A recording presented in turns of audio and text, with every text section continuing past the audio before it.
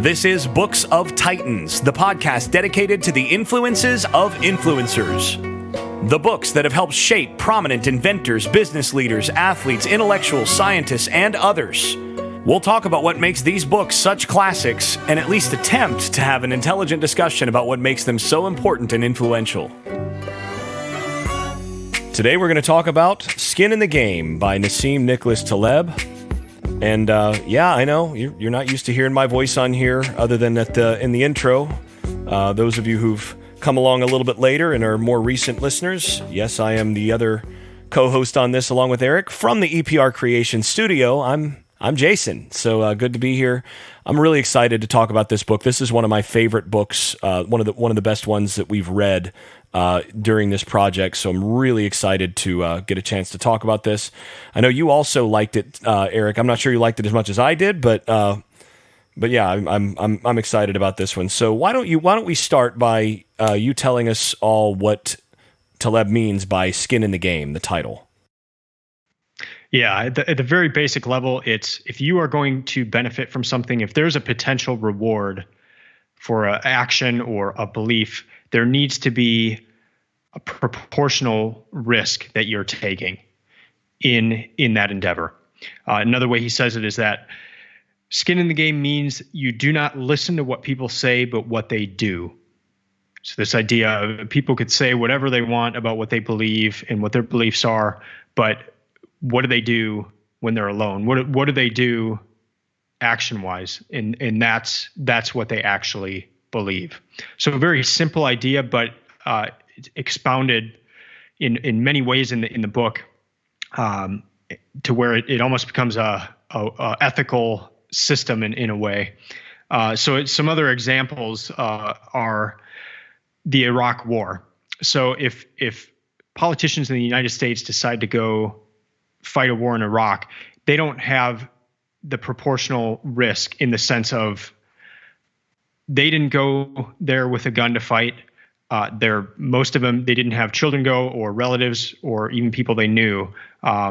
They went home to their manicured lawns and Jason, do you have that? Yeah, I love this. Is one of my favorite quotes here. This was classic. Yeah, this is one of my favorite quotes where he says, what is crucial here is that the downside doesn't affect the interventionist.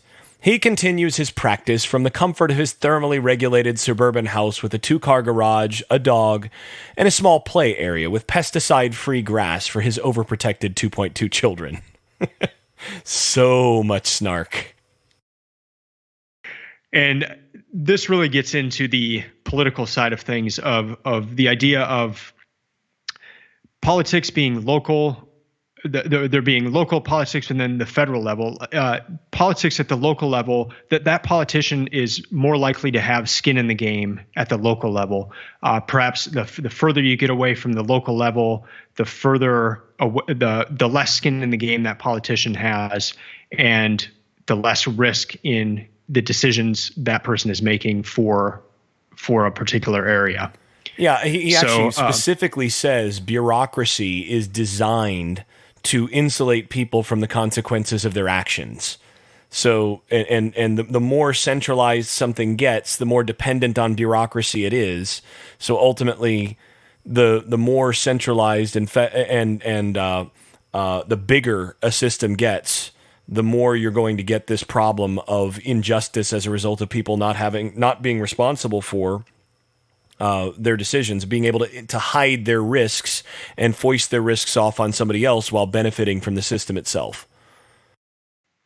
And what's cool is he talks about skin in the game and skin in the game of you having proportional risk in something, but he goes further and he talks about soul in the game as well. And soul in the game is having risk for others. And I thought that was a really neat distinction he made. And he talks a lot about the soul in the game as well as skin in the game.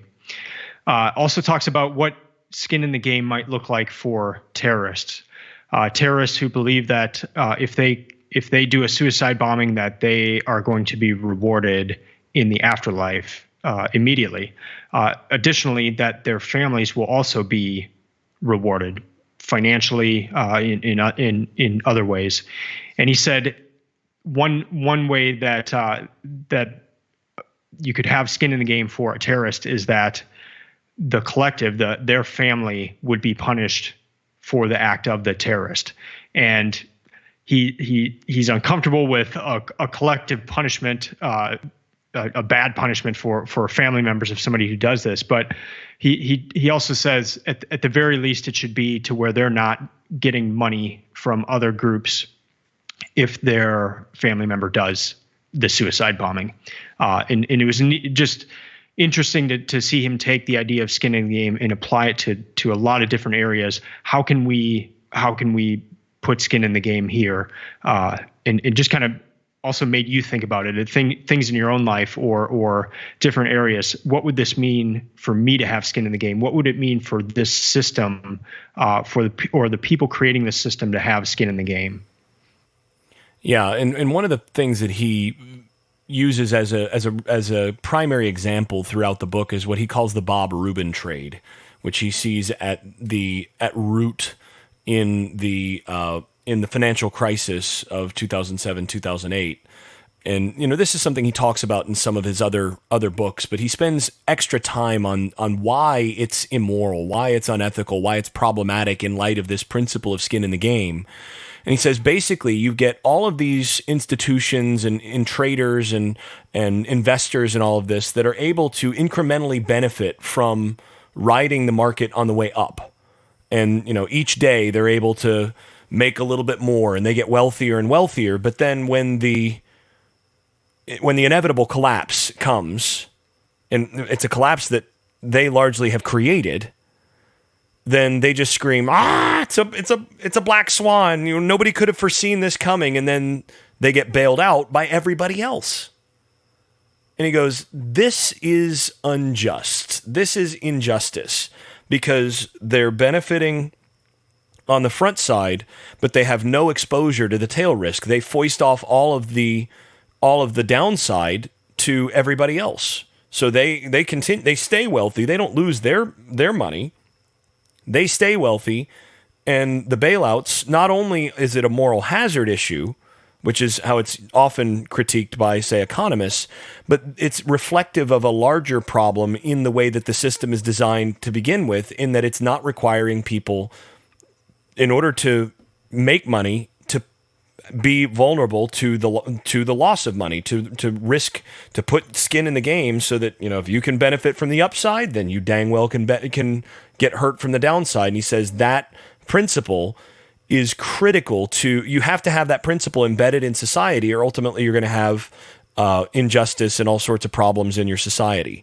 And he uses this as a guideline to pretty much everything, and it works surprisingly well as a guideline to ethical behavior and structuring society and so on. It's just not easy to do, especially in a large environment. Again, in a bureaucratized environment, it's specifically built up to avoid those kinds of risks, to avoid exposure to those risks for the people involved in the larger organizations.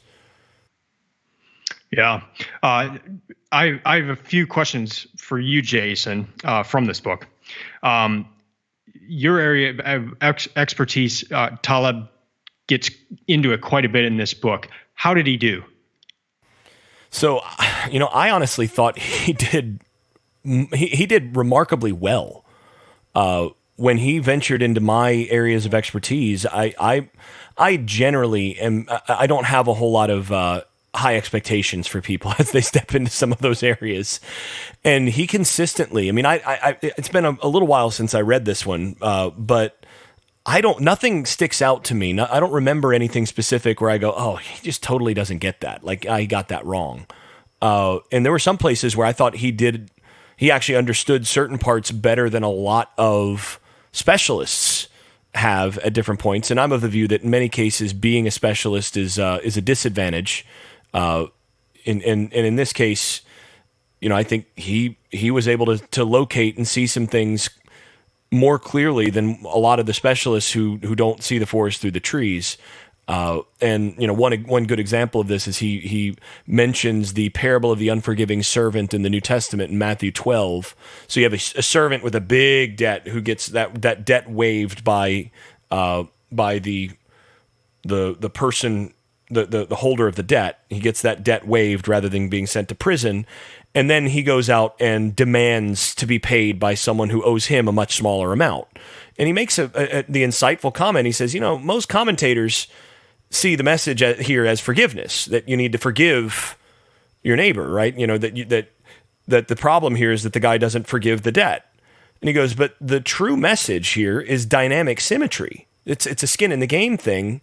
It's a matter of this person has been forgiven, and now, as a matter of symmetrical behavior, is expected to behave the same way, and then doesn't. And that's where this goes. He's to forgive because he was forgiven. And that's an insightful point, and I think he's right about this. And there are a number of these places when he brings up areas of religion or certain areas of philosophy that I think he hits the nail on the head, hits it right on the nose. I mean, even his discussion of what religion is. I mean, this is something that in religious studies, method and theory discussions come up all the time, and there's all this discussion of, well, what is religion? How do we even study this? I mean, you can't even really define it. It's, kind of like pornography in lots of ways, but most specifically that, you can't define it, but you know it when you see it, sort of thing. And he says, it's actually simpler than that.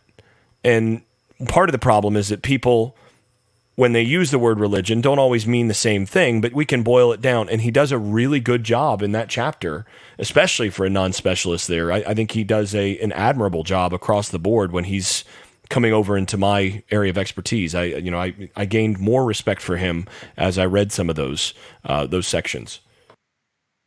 That's cool. Why do you consider this his best of the books he's written?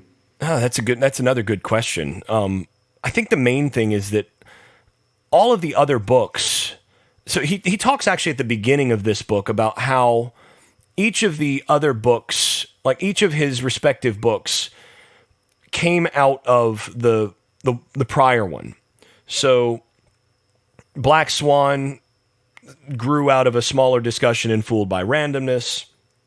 Anti-Fragile came out of a smaller discussion in The Black Swan, and then this one continues on with some specific stuff that was found in Anti-Fragile and develops those. But I think what makes this one his best is that I think a lot of the basic insights from his other books are found here, and they're then rolled into a larger framework that I think is especially applicable and more suitable to thinking, especially applicable to everyday life, and more suitable to thinking about individual decisions about politics or any number of moral or ethical issues that a person might have. This gives a very robust framework that builds on a lot of the other stuff and incorporates a lot of the other stuff. I still think those other books are worth reading, but again, a lot of the insights from those books, they're brought forward into this one, and this one kind of completes the picture in ways that those ones are all sort of more incomplete. So I think this one is his best book. That's cool. Final question. He says, courage is the highest virtue. Is it? That's a hard one, because first of all, I want to know what virtue list you're working from. So, are you including something like love among the virtues? So, I mean, if you're using something like love, if that's among your set, then maybe not. You think about like the three theological virtues, the traditional theological virtues. You have faith, hope, and love. Well, courage isn't even among those, right? If you're talking about the four classic virtues of temperance or sophrosune, prudence or phronesis, and then courage, and then justice, so Andrea and dikaiosune. If you're talking about the four Platonic virtues, those classic virtues, then yeah, I think courage is probably the most important of those. But again, it depends a little bit on what list you're going off of. I think he's really starting from the classical virtues.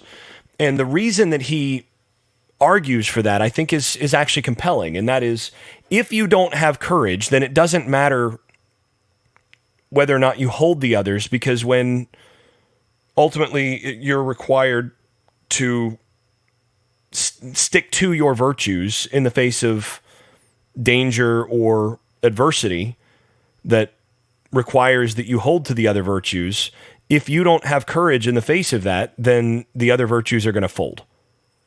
So the others kind of depend on courage there.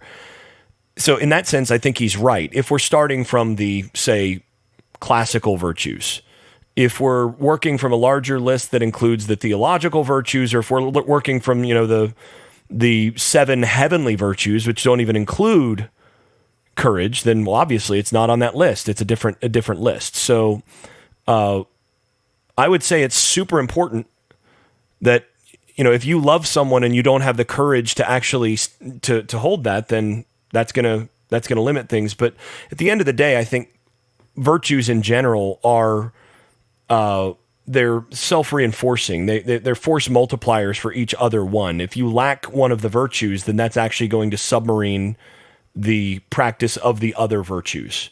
So, and I think courage is among the most foundational in that regard, because if you don't have the courage to hold to your other virtues in the face of any opposition, then you truly don't hold those virtues. You don't have them.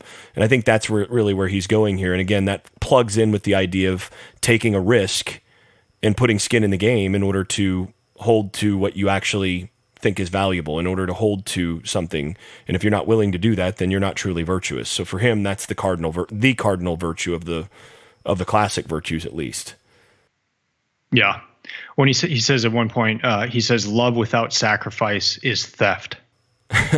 Yeah, that is, he's kind of right. And again, it's a matter of putting your money where your mouth is. If you're not willing, so I would argue that love itself is a complete commitment to the good of another.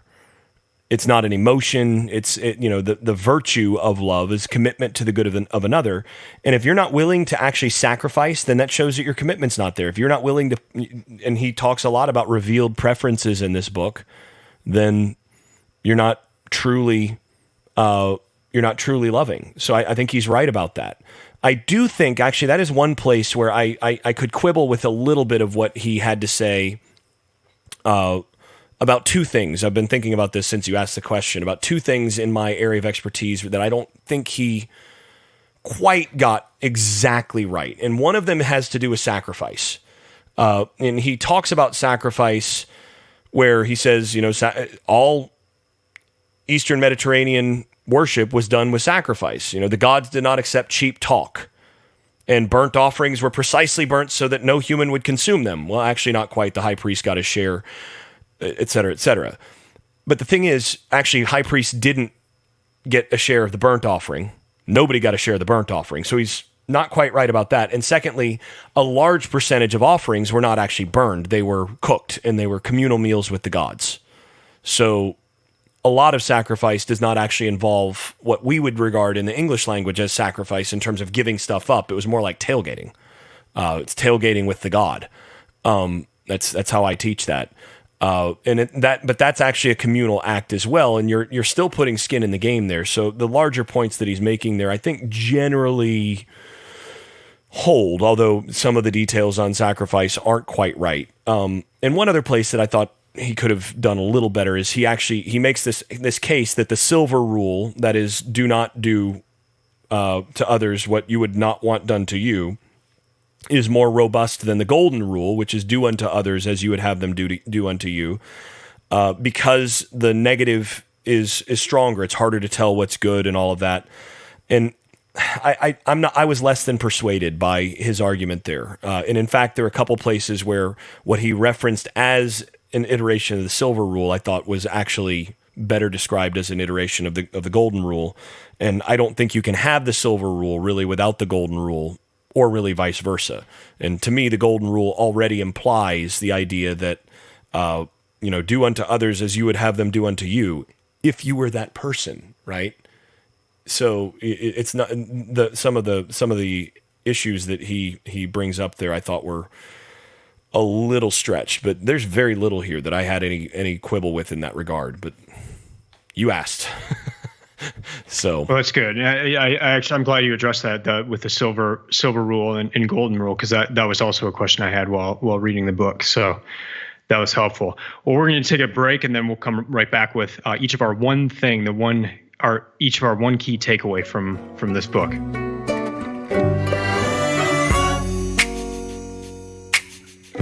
All right, so I will start with my key takeaway for this book. And it comes on page 176 of the hardcover. Thanks to the camera, you no longer need to put horses' heads in boutique hotels or villas in the Hamptons to own people. You may no longer need to even assassinate anyone. We used to live in small communities, and reputations were directly tied to what we did. We were watched. Today, anonymity brings out the a-hole in people. So I accidentally discovered a way to change the behavior of unethical and abusive persons without verbal threat. Take their pictures.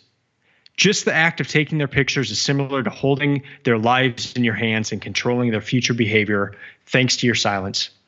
And I loved this. And it was like a funny takeaway. But it also encompasses a lot of the lessons from this book of, if someone is being rude to you or nasty, take out your phone, don't say anything, and just start taking their photo. And he said he did this to two people, and they end up covering their faces and running away. But it ties in with skin in the game. Like, somebody could just be yelling at you and they don't think there's any ramifications for that. They're just so angry that they're going to take it out on you. But if you start taking their photo, well, what if you shared that with their family, or what if you shared that with their employer? And so it brings in skin to the game, and it's also a really helpful tip. I might start using that if people are rude, just start taking their photo. So yeah. And he talks about how there's more tail risk now if you do, he said it would be unfair to use he says, of course I destroyed their pictures, right? But I never thought handhelds could be such a weapon. It would be unfair to use their pictures for web mobbing. In the past, bad deeds were only transmitted to acquaintances who knew how to put things in perspective. Today, strangers incapable of judging a person's general character have become self-appointed behavior police.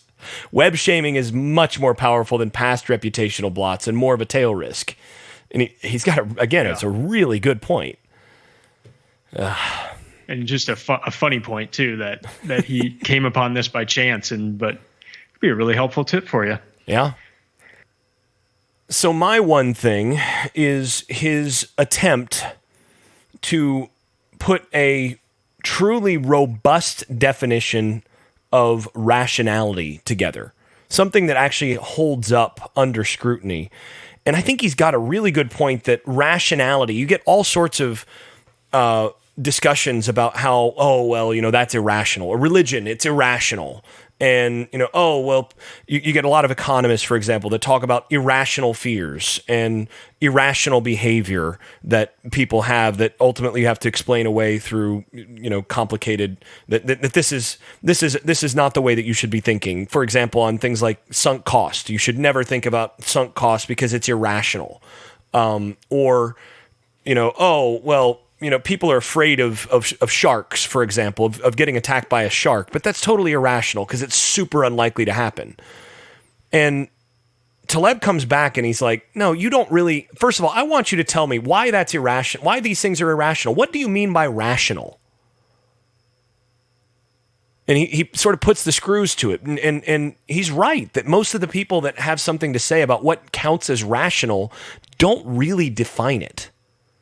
They just assume that it is a sort of mathematical type of thing, a type of reasoning, but they don't really define what rationality is. And, he comes in and says something like, look, it's not really irrational to be afraid of sharks because, it might be unlikely that you actually get bitten by one, but if you do get attacked by a shark, the downside is really big. So, yeah, it's not always irrational to be afraid of unsurvivable things. And in fact, that's what gets him to his definition of rationality. He says, what is rational is that which allows for survival. And this builds off of the Lindy principle that he sets up in Anti-Fragile. That is the idea that the Lindy principle, that which is that time essentially reveals the strength or fragility or the truth of something. That the longer something survives, the more robust or the stronger it is. That survival is really the only true measurement of things. And he basically says the precautionary principle and sound risk understanding derive from this notion of what is rational whatever allows for survival. And that allows him to come back in and say, kosher laws, for example, kashrut laws, they survived for several millennia, not because of their rationality, but because the populations that followed them survived and managed to maintain their separate identity, in large part because of them. So guess what? It remains that the Jews have survived in spite of a very hard history, he says, because of quote-unquote irrational commitments. But guess what? Those commitments are precisely what allow for the survival of the group. So maybe it's actually a rational commitment, not an irrational one. And he talks about this in terms of religious commitments as well. That if religion provides a group with heuristics that actually enable the greater survival of that group, then religion is not only not irrational, it's actually the most rational thing that the group can adopt, because it gives you shorthand heuristics, shortcuts to foster behaviors and actions and activities that allow for better group cohesion, cooperation, and therefore survival. And he's like, you can talk all you want about how science or whatever is scientific, lab-based stuff or whatever is more rational, but try living your life by, what we can discover in the psychology lab, testing a bunch of weird, that is Western educated, industrial, rich, and democratic people, which is actually a relatively small fraction of humanity. He said you can find all sorts of things in the ways that they behave, and maybe you can try to find guidelines for life that way, but good luck finding ways to transmit them that are better adapted than, say, religious narratives, religious myths. And he goes, there's a rationality to this that we have been missing. There's a rationality if you apply certain gambling principles to things. There's actually a rationality that confers survival advantage to the person who does consider sunk costs. That person's actually more likely to survive longer in, say, a poker game. So that whole reappraisal to me is one of the strongest things that I took away in this book, because of its robust quality for ways of thinking about life, about thinking about what's valuable, and thinking about what really counts as rational. And there's a strong undercurrent of what I would call the right kind of conservatism in this book. And that is the whole, this book in many ways there are parts of it that are large-scale restatements of the principle of Chesterton's fence, which is one of my favorite principles in philosophy. And this is the parable that Chesterton told about this. Are you familiar with Chesterton's fence? So is this like where if you come upon a fence, you, instead of tearing it down, getting it out of the way, you first ask, why was this fence put here? Yeah, that's the one. And but basically this is a parable that he gives. And he says, I'll go ahead and read it. In the matter of reforming things, as distinct from deforming them, there's one plain and simple principle, a principle which will probably be called a paradox. There exists in such a case a certain institution or law, let's say for the sake of simplicity, a fence or gate erected across a road. The more modern type of reformer goes gaily up to it and says, I don't see the use of this, let's clear it away. To which the more intelligent type of reformer would do well to answer, if you don't see the use of it, I certainly won't let you clear it away. Go away and think. Then when you can come back and tell me that you do see the use of it, I may allow you to destroy it. And the principle there is that fence was put there for a reason. Until you really know the reason for it, maybe don't tear that down. There's probably, whoever was there, our ancestors who put that there, however long that's been there, they were human beings who reasoned and thought just like us, and they probably weren't any more idiots than we are. And in fact, if we're running into that and just willy-nilly trying to tear it down, they're smarter than us. So what he keeps coming back to here is the value of time and and basically the heuristic of looking at what has worked before and resting on that before we really try to do anything differently, because it's so easy to screw something up. Mm-hmm. That, we can do this better. We can make this a lot better. Well, maybe the thing that's been developed, maybe the practice that has been developed and refined over thousands of years, maybe there's actually more to that than just, I don't get why we do that. We need to do it some other way. And there are a number of places where... When I liked how...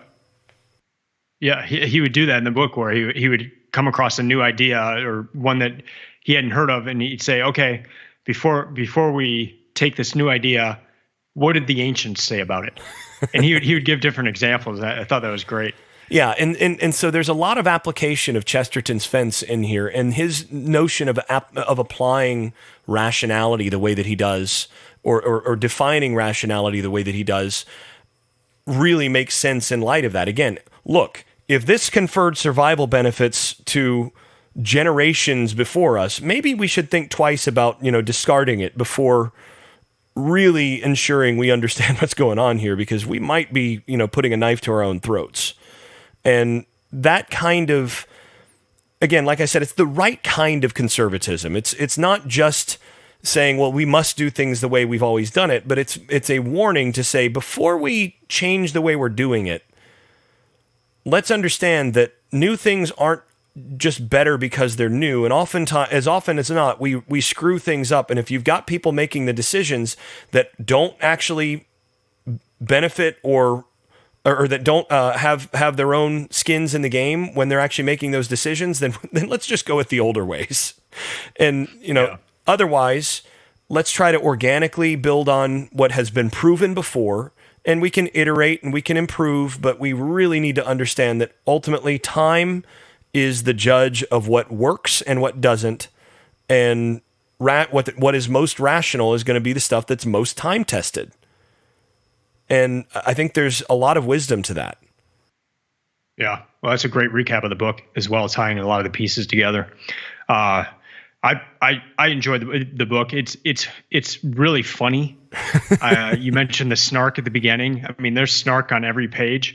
If you have not read this yet, I want you to do something. I want you to open up the back of the book and just write hit list.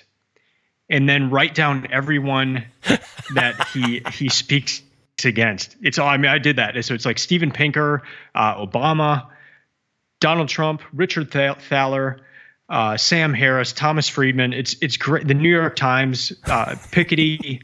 He goes after everyone, and it's great. Saudi Barbaria, as he insists on calling them throughout the book. And he talks about, he's like, at my high school, like, I'm the only person, they've got a wall for famous graduates at my high school in Lebanon, and pretty much everybody else was killed. Like, I'm the only guy on that wall who hasn't been martyred or basically murdered and killed. He's like, but if I keep writing this stuff about Saudi Barbaria, I'm sure they're going to send somebody after me at some point. But so just know that it's going to be them. That sort of thing. It's not like, that's a paraphrase, but he kind of puts that in there. Like, you're like, my God. Yeah. Well, in some ways, the book's almost like a wisdom book. You mentioned some of the sayings in there, kind of a regurgitation of ancient sayings, but it was just very insightful maxims throughout the book. And both you and I enjoyed it. I struggled through it. I know you're used to reading high level book. This is not for the faint of heart. And just even I track like how long my books take per page, and this was on the very high end. So I had to read very slowly, and but it's interesting, and I know I missed a lot in the book, but what I did understand was very insightful, and just even this discussion helped me tie even more of the pieces together in it. So any concluding thoughts about the book or encouragements to read it? Well, it's funny because I blazed through this book. Yeah, I really enjoyed it, and so I just blazed right through it. But I was also I was reading this at the same time that I was reading, I was reading Rawls and some other philosophy that he's actually interacting with, sort of not tangentially, but he's interacting with it obliquely, and it's interesting because I think this is going to be one of those books that is going to be very Lindy, to use his term. I think this is going to have a lot of survival long after he's gone. And this is going to be one of those books that, as much as he just lampoons and rips into academics, they're another on his hit list, as much as he rips into how academics are non-skin in the game type people, which is not always true, and he knows it. But for many, that is true, especially those at elite institutions who have tenure and so on. They're insulated from risk. But this is going to be one of those books that I think, even though he wrote it he's got his PhD and all that, but he wrote this as a non-academic book, which is part of why it's actually enjoyable to read.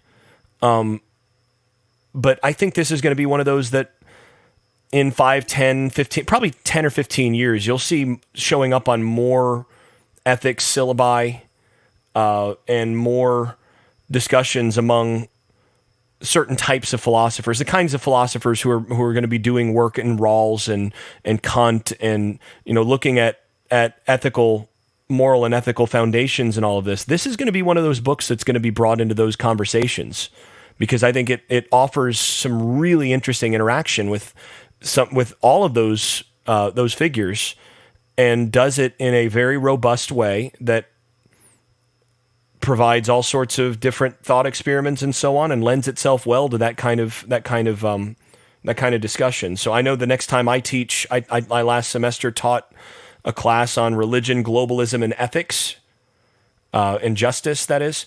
And next time I teach that class, I'm going to use multiple chapters from this book, because I think it's very suitable to the kinds of discussions we had, and getting students to think carefully about a lot of core issues. So I think this is going to be an important book for many years to come. Well, with that, let me close with on the back of this book, if you get the hardcover, there's praise for Nassim Taleb. And here's the first one. This is probably my favorite quote I've ever written on the back of a book. The problem with Taleb is not that he's an a-hole. He is an a-hole. The problem with Taleb is that he's right. And this comes from Dan from Prague on Twitter. Now that's courage. That is courage to put that on the back of your book. So that's going to do it for us today. Thanks for listening. You can find all of our past episodes, iTunes, or your podcast manager of choice.